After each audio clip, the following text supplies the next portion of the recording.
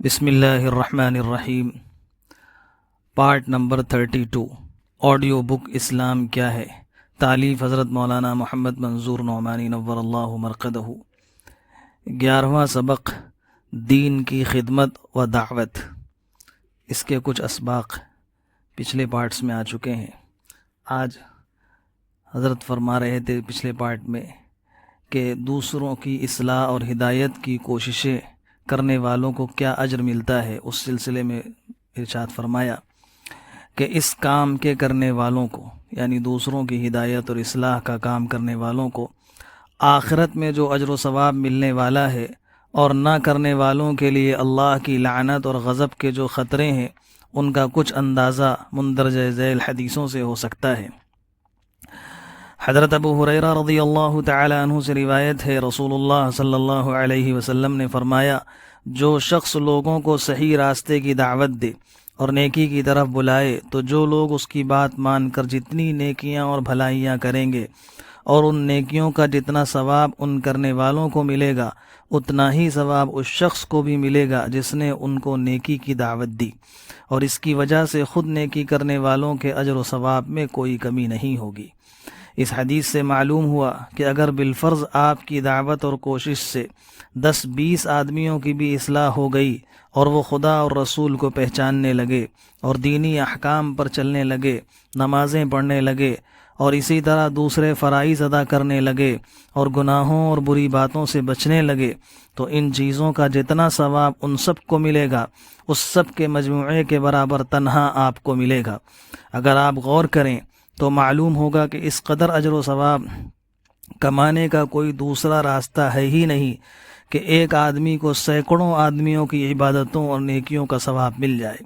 ایک دوسری روایت میں ہے، رسول اللہ صلی اللہ علیہ وسلم نے حضرت علی رضی اللہ عنہ سے فرمایا کہ اے علی، قسم اللہ کی، اگر تمہارے ذریعے ایک شخص کو بھی ہدایت ہو جائے تو تمہارے حق میں یہ اس سے بہتر ہے کہ بہت سے سرخ اونٹ تمہیں مل جائیں۔ واضح رہے کہ اہل عرب سرخ اونٹوں کو بہت بڑی دولت سمجھتے تھے۔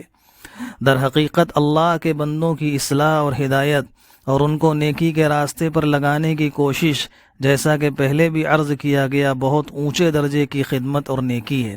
اور انبیاء علیہم السلام کی خاص وراثت اور نیابت ہے۔ پھر دنیا کی کسی بڑی سے بڑی دولت کی بھی اس کے مقابلے میں کیا حقیقت ہو سکتی ہے۔ رسول اللہ صلی اللہ علیہ وسلم نے ایک اور حدیث میں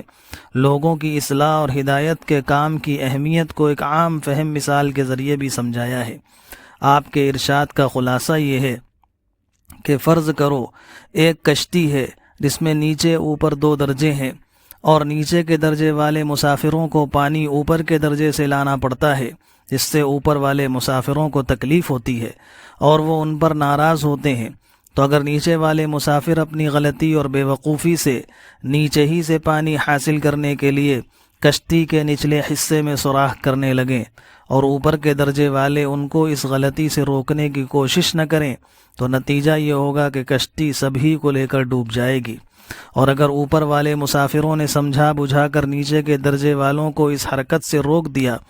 تو وہ ان کو بھی بچا لیں گے اور خود بھی بچ جائیں گے۔ حضور صلی اللہ علیہ وسلم نے فرمایا، بالکل اسی طرح گناہوں اور برائیوں کا بھی حال ہے۔ اگر کسی جگہ کے لوگ جہالت کی باتوں اور گناہوں میں مبتلا ہوں اور وہاں کے نیک اور سمجھدار قسم کے لوگ ان کی اصلاح اور ہدایت کی کوششیں نہ کریں تو نتیجہ یہ ہوگا کہ ان گناہ گاروں اور مجرموں کی وجہ سے خدا کا عذاب نازل ہوگا اور پھر سبھی اس کی لپیٹ میں آ جائیں گے۔